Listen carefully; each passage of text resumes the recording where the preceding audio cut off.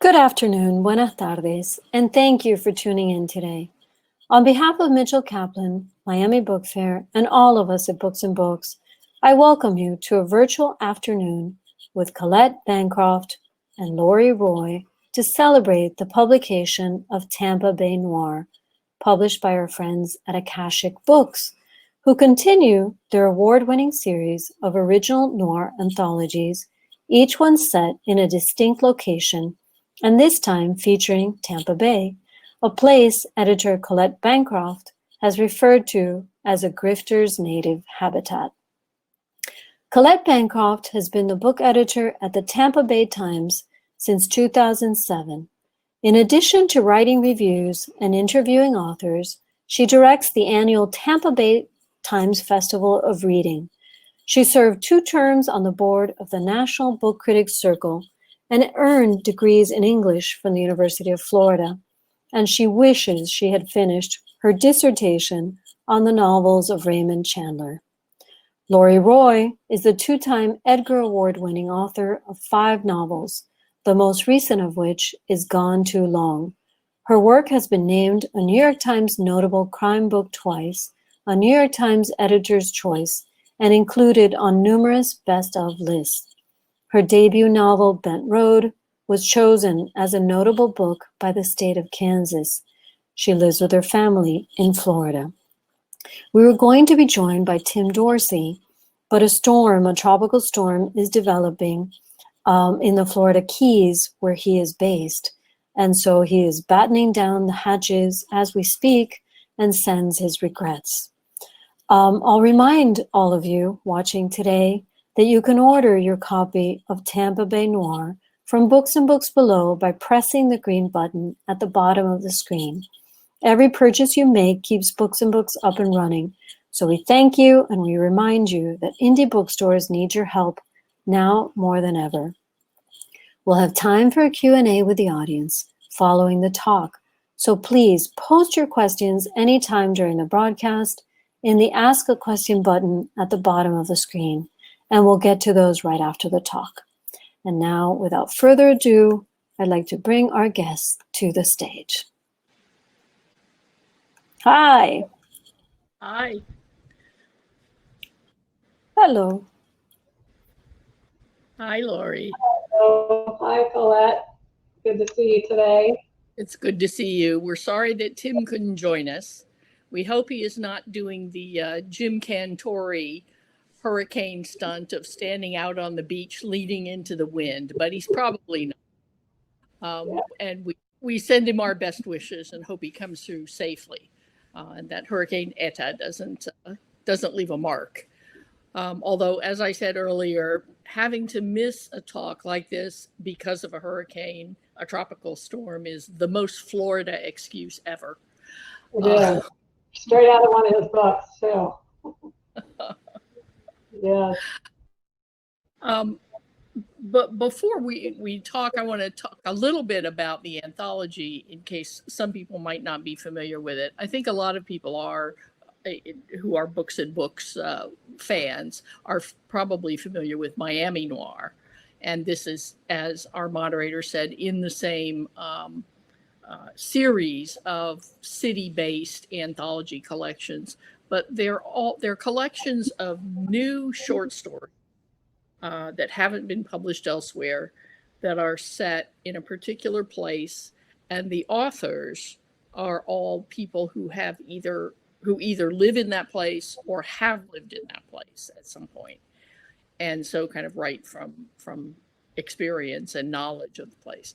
And with Tampa Bay Noir, I ended up being the editor of the book and recruiting the 14 authors who contributed stories, because I've been book editor here for more than a decade. And Tampa Bay is rich in writers, and particularly in crime fiction writers. And so, recruiting people for me for this book, it was more a matter of making a long list and then choosing, the 14 from a much longer list. And I was lucky to have so many choices, so many wonderful authors, one of whom was Lori. um, whose books I've been very familiar with, and whom I've gotten to know a little bit. And her story in the book, Chum in the Water, is set in a place that a neighborhood of Tampa Bay, in Tampa Bay, where she lived for a long time. And the stories in this book, noir stories, people often think of as being gritty and dark, and they are, but think of them as being set in sort of gritty locations. Tierra Verde, where Laurie's story is set, is not. It's a very upscale, lovely island in Tampa Bay. And before we, get into other things, can you talk a little bit about why you chose that location to set a noir story? Well, I have to say I would not have done it if not for you asking me to contribute to Tampa Bay Noir, because it is a place that just is very glittery. It's a dredged island, which for Floridians out there, they'll be familiar with that. That means it was created for the purpose of building as many homes as they could with good views. The lawns are landscaped and neatly trimmed, except for ours. Ours never seem to be quite up to par. And my work is writing in crime suspense. I like a gritty setting. I've set a book in 1950s Detroit, 1960s Western Kansas, small towns in the South. So, but there was one Tierra Verde which I would say is a little gritty in a very good way, and that's about smugglers. So that was my that's what I grabbed onto and could sink my teeth into. Mm-hmm. And your main character, the person who the story sort of revolves around, is kind of, he's it's a semi respectable occupation, but he's a real estate flipper. Mm-hmm. And some people might see that as verging on the grift, verging on the con. Mm-hmm. And you sort of put him at the center of the story, but he doesn't really turn out to be the worst person. Well, yeah, there's always got to be, of course, your red herrings. And in noir, I guess let's see if I get this right, the definition of noir that always kind of set well with me, you don't get what you want and you don't get what you need. A tragedy would be you get what you think you want, and in doing that, it destroys what you need. Mm-hmm. So when nobody's getting what they want, right? A lot of people have bad intentions, and yes. I wanted him to be. I was writing this book during the Kavanaugh hearings, so it's been a while, and there were plenty of instances on TV where we were seeing men share opinions about women, surprisingly on camera, and they were did not always make them look good. And, as a writer, or as a person, as a woman, I could look at that and be, angered by it. But as a writer, it's insight. Because as a writer, we have to be in the point of view of our characters. And even the bad guys, we have to understand what drives them. So I tried to use that. I did use that. I hope to some effect. And so I guess to your point, a lot of people are bad. And talking about the point of view of the character, I was thinking about Colette has a story which features your protagonist is how old is your protagonist? She's 12. 12.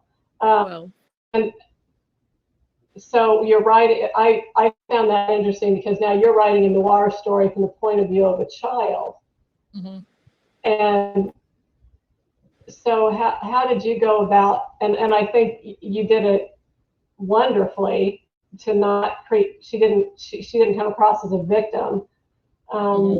So, I think that's I really like children's points of view because they're so authentic. How did you go about finding your way? Why did you choose a child, and how did you go about finding your way into her point of view? Well, when I started thinking about the story, I hadn't written fiction in a long, long time, and Johnny Temple at Akashic gave me the option of contributing a story of my own or not. And at first I thought I wouldn't.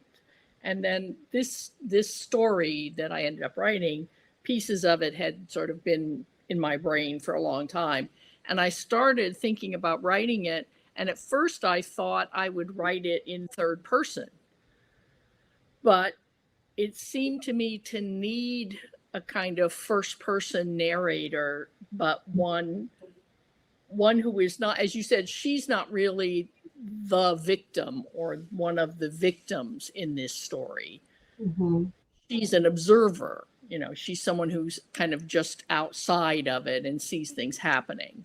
And some bad things happen to her, but she's not, the most victimized person.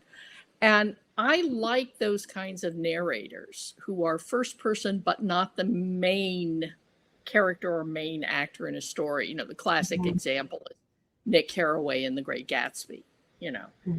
and we see everything through his eyes. And so I started thinking, I started thinking about her as an observer, and it just sort of went from there. And I had to think about it because I had to be careful not to make her too adult in her observations, her reactions, especially since she's a 12-year-old kid in the 1960s. And the story takes place like the mid 1960s, and it deals with issues of like domestic abuse. And kids today get taught about that in school. They get taught, tell somebody to, and kids of that time were not taught that. In fact, things like part of the problem in this story is that what's happening, no one talks about. People don't talk about bad things that happen behind closed doors.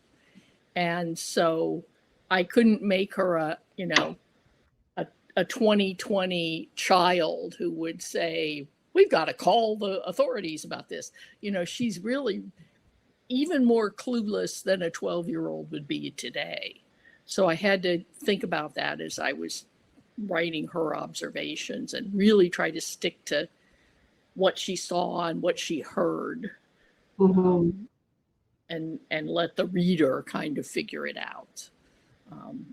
And I'm not sure she ever figures it out, but.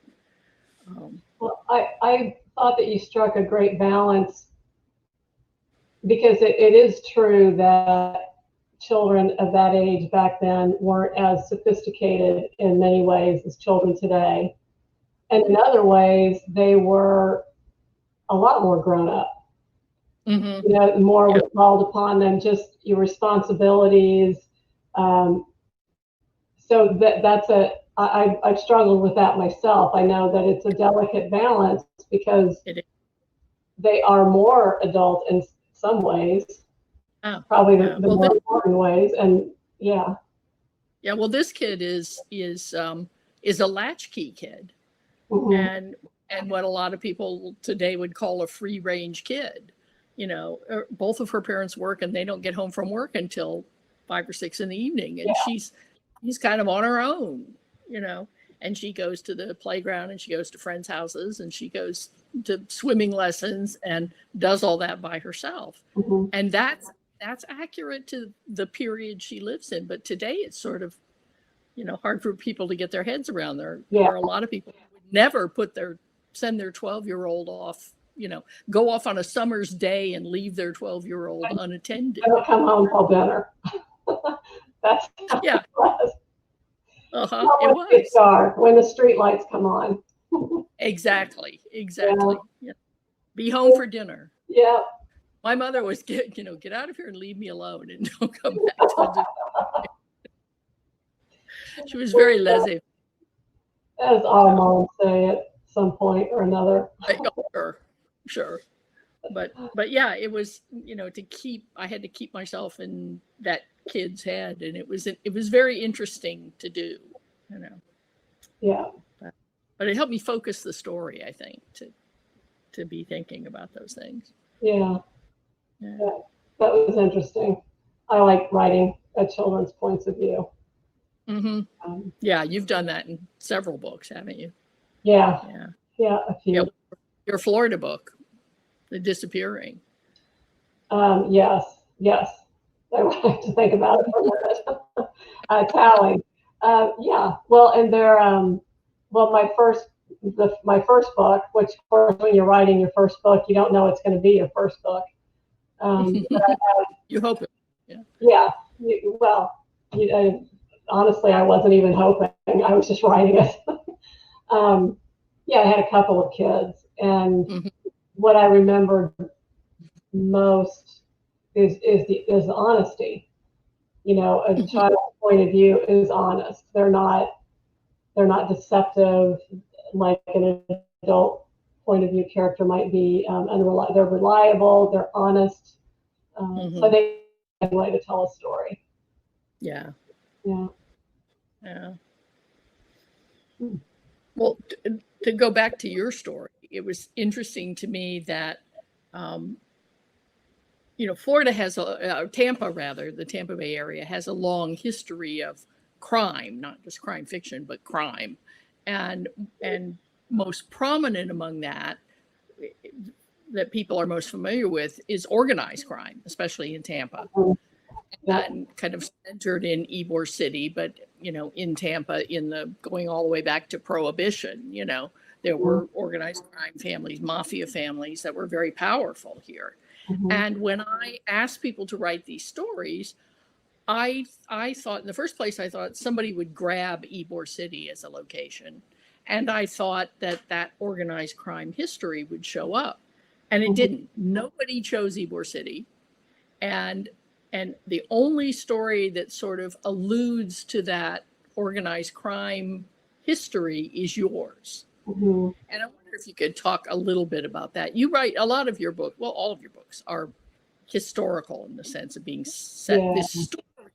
This story is set in the more or less present, the story you wrote for the book. But your novels are all set, as you said, in the 50s and the 60s and, earlier periods. So I wondered if you could talk about that character a little bit. I have been researching Ybor for years, 8 or 10 years. Every time I go to start a new book, I think maybe this will be my Ybor book. And is it Scott Dietschy, I believe? That's right. And, Dorsey, he's a terrific writer who's written extensively about Ybor City and Florida in the larger sense. And so I've always, it's a fascinating history. I've been drawn to it, but I don't know, maybe I just haven't worked up the guts yet to write that book. But I do have a character, and Santo Giordano, I believe is his name, who his family has ties to organized crime dating way, way back in Ybor City. And Santo has sort of traded his whole life on the glamour of that background. I'm not really quite sure if he was really part of it or if he was just trading on the name. And it was interesting. I so enjoyed him, but I have another story coming out. Is it Mystery Scene? If I'm getting right, where I spend some more time with Santo on the same island. Yeah. So Oh, good. yeah, it's a fascinating Mhm. history. Cigar City Mafia, definitely recommend that. And Ace Atkins, Mhm. Dennis Lehane has written there are countless books that Yeah. have done a great job. But it's a little intimidating to think about treading Yeah. into territory. Yeah, but I think it's a rich territory, and I think, there are plenty of stories left to be told. Well, I'm glad to hear there's another story with him. I was going to say I like that character, but like might not be exactly the right word. Well, and there again, I think the biggest struggle, and I'm for every noir story or crime fiction writer, really, if you're going to be in the point of view of the bad guy, Mm-hmm. you got to know why he's doing it, because bad guys don't think they're bad, Right. or maybe they know it's wrong, but they're getting something out of it. Yeah. They think they have a good reason for They are what they're doing. justified, whether it's vengeance, they're justified, whatever. So yeah, he's been. I might end up doing something with Santo because he finds love in the next story. Oh, does he? Yeah, he does. And that will through all problems. I'll have to read this one. So let me know where I can lay hands on it once it's published. It'll be out. So yeah, you pick up Tampa Bay Noir, and then there'll be a part 2 to Santo's story. Great. Maybe you just do a short story collection, Santo stories. Well, yeah. Now you are working. Go ahead. Oh, I was going to say you are working on another novel, and did you say that this is you've published 5 novels, and I think they've all been published while you were living here, right? After you had moved to St. Petersburg, and only one of them so far is set in Florida, The Disappearance. Yep. And the others have been set in Georgia and Kansas and Detroit, and but the one that you're working on now, I think you said, is set in Florida. Can you talk about that at all? Or? Yeah, it's set in North Florida, kind of near Tallahassee. There's Two Egg, Florida is up there, and there is a lake. And I went when I was touring with Gone Too Long. I went to see it. It's Jackson Lake. I think it's about a 700-acre lake, and it has 2 sinkholes or more. And every so often, this lake will drain down to, like, if you pull the plug out of your bathroom, you can go, because of course people have videoed it now, and you can see it progress. You can see the water rushing down into the earth, which is, I don't know, that just, I'd say that certain things stick to your ribs as a writer. Yeah. And that when I'm like, what might be down that sinkhole? Yes. Yeah. So yeah, and now Colette, I've lost your video. Are you still there? I am. Okay. I'm still here. I can hear you and see you. I can hear you, but I can't see you. Maybe it's just a little internet. It could be.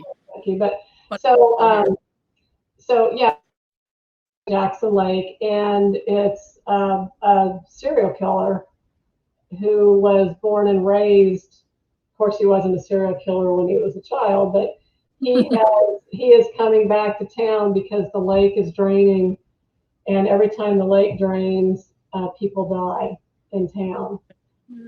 So we're a little bit about being in the point of view of the bad guy. Yeah. And I'm not in his point of view for much of the book, but it's that was a struggle to find that voice.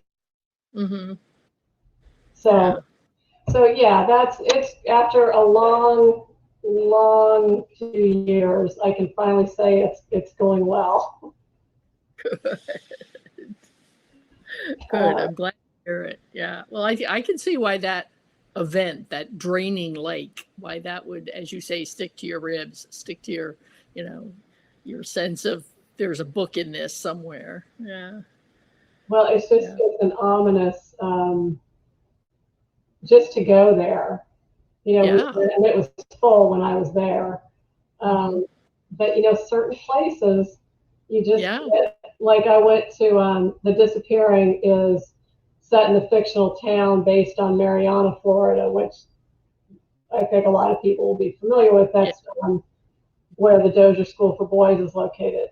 And my husband and I went there to do research for the book, and there was just a feeling of being there and seeing it, and you can't really put your fingers on it, but you just have to respect it and go with it. Yeah.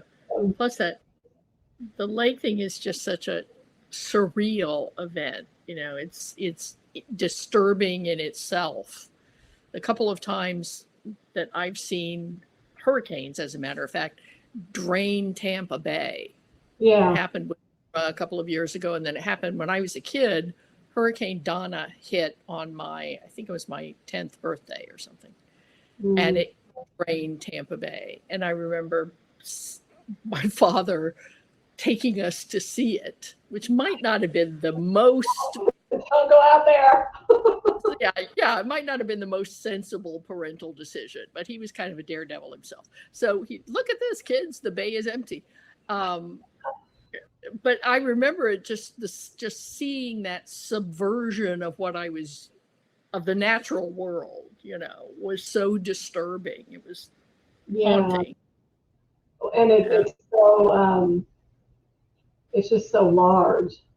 Like, what else is going to get sucked under, you know, that, right. Of course, you know, it's dripping with metaphor. And yes, absolutely. I'm all over that.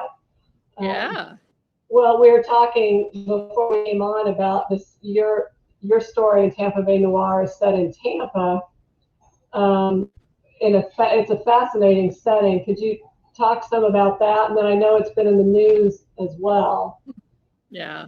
It's a neighborhood in Tampa that was historically was called Rattlesnake. And it was called that because back in I think it was in the 40s and 50s, it's around the area, if you're familiar with Tampa, of Gandy Boulevard and West Shore Boulevard, which is the southwestern part of Tampa. And at that corner, back in those days, there was a rattlesnake canning plant where they would catch rattlesnakes because there were lots of them in that part of in that neighborhood, because it wasn't very much developed yet. It was mostly woods. So they would can rattlesnake meat, and people would buy it in like tourist stops. If you were driving through Florida and you stopped at Stuckey's or at a gas station, they'd have canned rattlesnake meat. Well, that's where it all came from. And the neighborhood was called that for a long time when I was a kid there in the 60s, 50s and 60s. And gradually that name has fallen out of use. I don't know why, you know. I think realtors were hesitant to say, we've got this great house in Rattlesnake for you. But it's not called that much anymore. There used to be a post office, a Rattlesnake post office. But I always liked that name. And some people still call it that. And what happened just recently, within the last month or so, there's an area along West Shore Boulevard that's right next to where I lived as a kid that it's a big, I forget how many acres. It's like a couple, maybe 100 acres. There had been for a long time an apartment complex on that land called Georgetown, but it was it was not dense. It was not densely built. There were buildings widely separated from each other. And when they built those back in the 70s, they maintained the tree cover, the giant oak trees. And about 10 years ago, during the last land boom, I think it was the last one, there's so many, the boom and bust, but somebody bought that property, threw out all the apartment tenants and tore down all the apartments and was going to build high-end homes. And then the crash came in 2008 or 2009, and that project failed, and it sat there for 10, 12 years with nothing happening. And recently someone else bought it, another developer bought it, and without permits, they clear cut the whole piece of land, and they chopped down hundreds of big oak trees, and also all the understory palmetto, all pine trees, all that stuff. And it's horrifying to me. I played there as a kid. And also it's horrifying to the people who live there now, because apparently there's still lots and lots of rattlesnakes there. And when they plowed all these trees and palmettos and everything under, the rattlesnakes dispersed into the surrounding neighborhood, which the neighbor was really crazy about. So rattlesnake lives. See, that's a whole other story right there. That is a whole other story. Well, we should briefly mention. Yeah, no kidding. We should briefly mention Tim, even though he couldn't join us. Tim's story in the book is called Triggerfish Lane, and it features his perennial hero, Serge Storms, and Serge's sidekick, Coleman. And it's set in Palmacia, which is sort of like Tierra Verde, a very nice upscale Tampa neighborhood. This one is in Tampa. And Serge gets into a lot of trouble there, as he so often does, with the best of intentions, trying to help out some recent migrants from the Midwest. And Tim also has, his last book was Naked Came the Florida Man, which is a great title. His next book, which will be coming out in January, is called Tropic of Stupid. And when I told a friend of mine about that title, she said, that's what they should have named my condo. She lives over on Reddington Shores, or over on the beaches. But we should mention Tim, just even though he couldn't be here. And yeah, well, he does a great job in the story of capturing the migration into Florida from all over the country. That was a really an interesting angle. I really enjoyed that. And there's well, we were talking before we came on about some of the other authors who contributed, and several have books either out or coming out soon. Right. I know Michael Connelly's got one coming out, and he's going to be at the Tampa Bay Times Festival next week, right? That's right. Yeah, and his new book, The Law of Innocence, comes out Tuesday, I believe. He's got a new Lincoln Lawyer book about his character Mickey Haller, who he hasn't had a book featuring Haller in 6 or 7 years, but he brings him back for this one. And I'm not spoiling anything. It starts off with Haller being stopped by the police for what he thinks is a traffic, ordinary traffic thing. And it turns out there's a dead person in his trunk. And the police think he put it there, and he knows he didn't. So, that's how that goes. Yeah. And that's his second book this year. Yeah. So we have a few questions from the audience.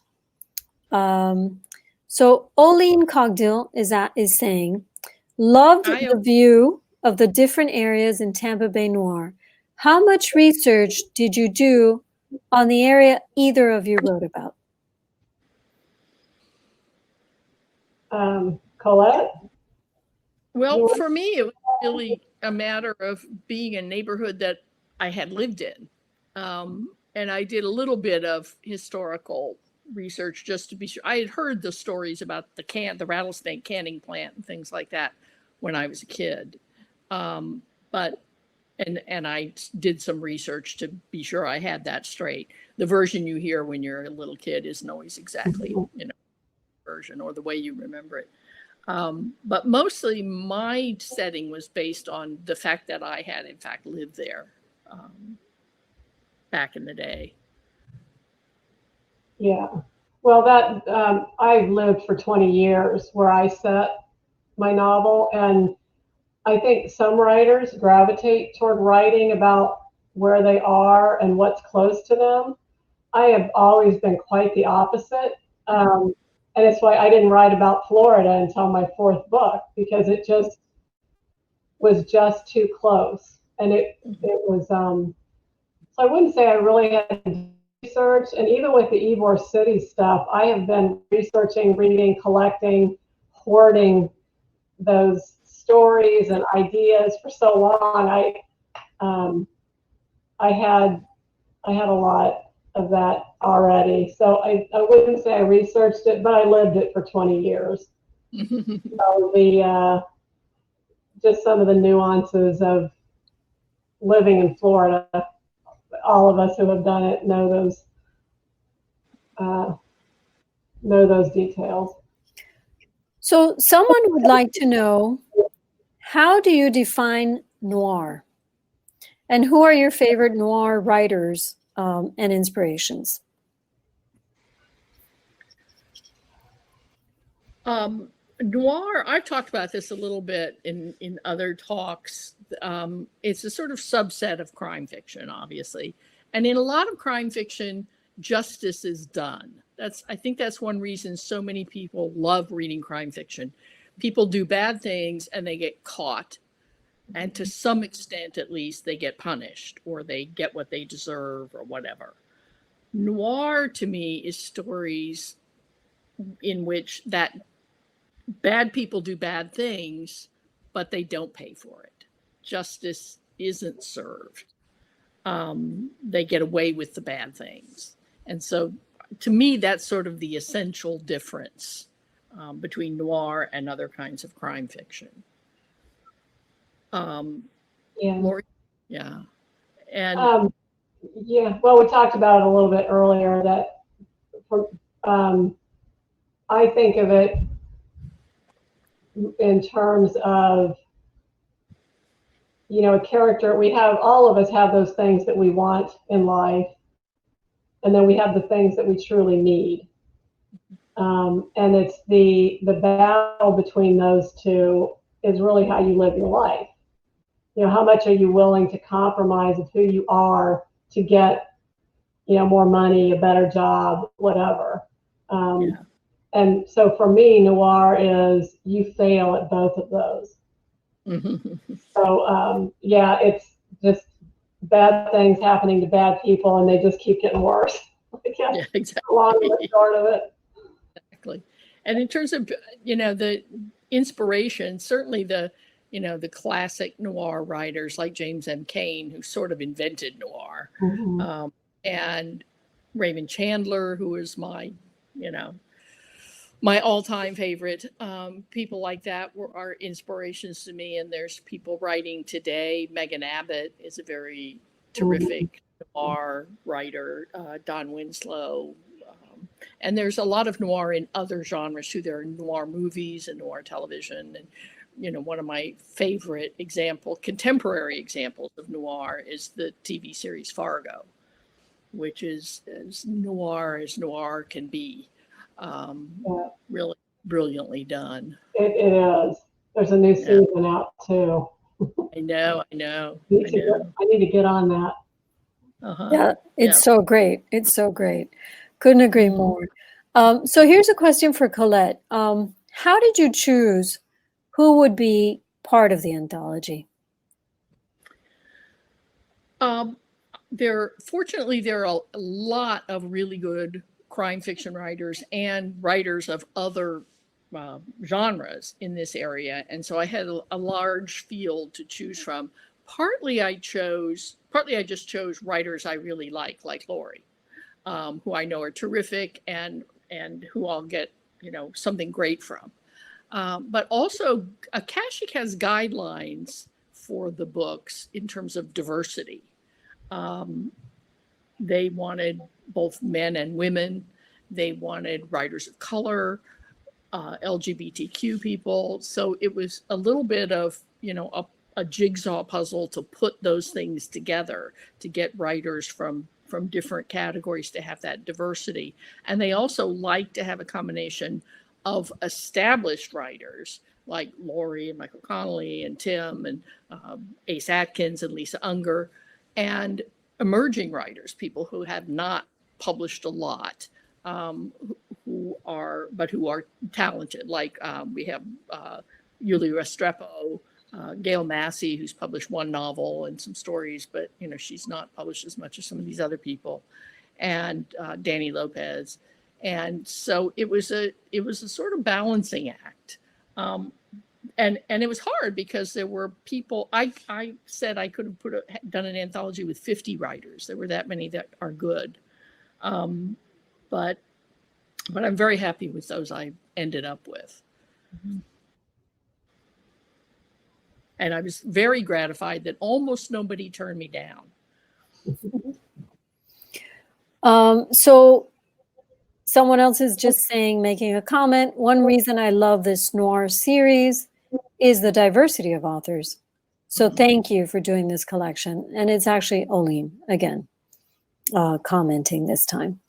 So thank you for that. Yeah, I like it too. Yeah. So it seems that there are no more questions from the audience, although I'll remind you, you could still ask them if you'd like to. I wonder, here comes another one. Hang on. Let me see. So some asking, Lori, I came in late. So what is your next book? Well, I'm still working on it, and I don't have a title. My titles never stick, so I don't spend much time on them. My first title stuck, and since then a losing track record. It is, I was saying it's all very quickly. It's set up in the Panhandle and Florida. There's a lake up there that drains periodically, unexpectedly, a very large lake, and that when the lake drains, people die. And there's a serial killer that is on his way back to town when the lake begins to drain again. And I don't have a slick pitch worked out for it yet, but it's set in Florida, present day. And as with my other work, features female leads. My protagonist, I have a couple protagonists. That's not by design, that's just how it works. And it's who interests me as a protagonist. So it's been a tough road, this book, but I'm happy about where it's going and working away. That's it in a nutshell. We can't wait.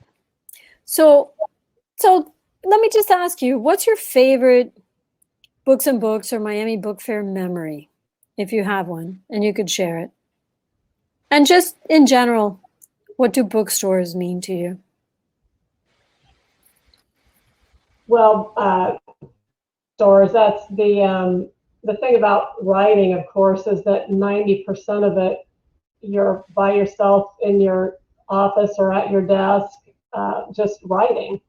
It's very solitary. So when you publish a book and you have the opportunity to go out to the bookstores, that's the fun.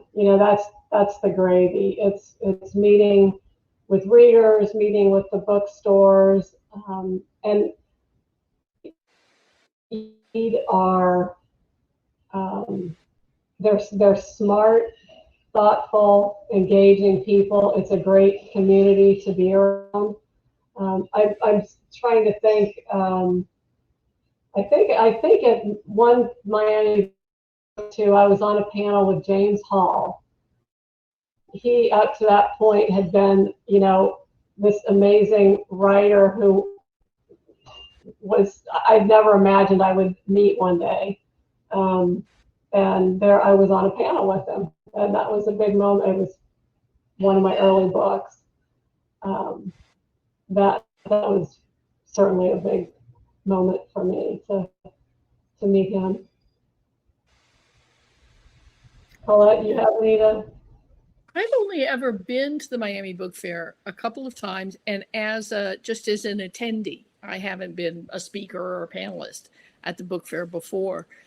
but it's wonderful as an attendee. And I remember the first time I went, which is probably 15 years ago, maybe 12 years ago, just being overwhelmed by the number of choices. It was at that point the biggest book fair I'd been to, and I was just I remember just being sort of dazzled by it. Like, how am I going to pick? How am I going to figure out who to go listen? Yeah. Plan out your day. Yeah. And we had a little, a chart and a little list, and oh no, we can't. But it was great. I mean, it's a great problem to have that many choices. As for bookstores, the first time I went to Books and Books, to the original Books and Books, I think I turned to my husband and said, I think this is what heaven must look like. Yeah. And he agreed. I love bookstores. And it's funny because as a book editor, I receive so many books in the mail from publishers that I'm sorry to say this, but I almost never buy books at bookstores because I'm getting books. But I love them, and I think they're the lifeblood, the intellectual lifeblood of the community. And when I'm not doing this job anymore and getting all those books in the mail, I will probably be, spending my retirement in bookstores, my retirement money in bookstores. But I love them. They're great, and everybody should patronize their indie bookstores as much as they can, because especially right now, a lot of them are in dire straits. Yeah. So. Yeah. Yep. Well, that is the perfect segue to remind people that they can order a copy of Tampa Bay Noir by just clicking on the green button at the bottom of the screen. We'll send it right out to you. If you're in Miami and you want to pass by one of our stores, we have curbside pickup, so you're welcome to do that as well. And I would like to thank you both so much for joining us. We really, really appreciate it. And congratulations on the book. And Thanks. Until we see each other in person again, thank you for doing this with us virtually in our little virtual bookshop, joining us on Sunday afternoon. We have a lot to celebrate these days, so it feels like we're turning a corner of sorts, and there is some hope in the world again. So I think maybe we will see each other again soon, or at least I hope so. And again, on behalf of Mitchell, everyone at Books and Books, Miami Book Fair, we thank you very much for being with us tonight. Thank you for having us. We really appreciate it. And Tim, we hope you come through safely. Yes, Tim, we're going to be rooting for you, watching out for you, and hoping that we can maybe schedule something else that you can be a part of in the near future. All right, so be well, and thank you everyone for watching. We'll see you next time. Thank you. Bye.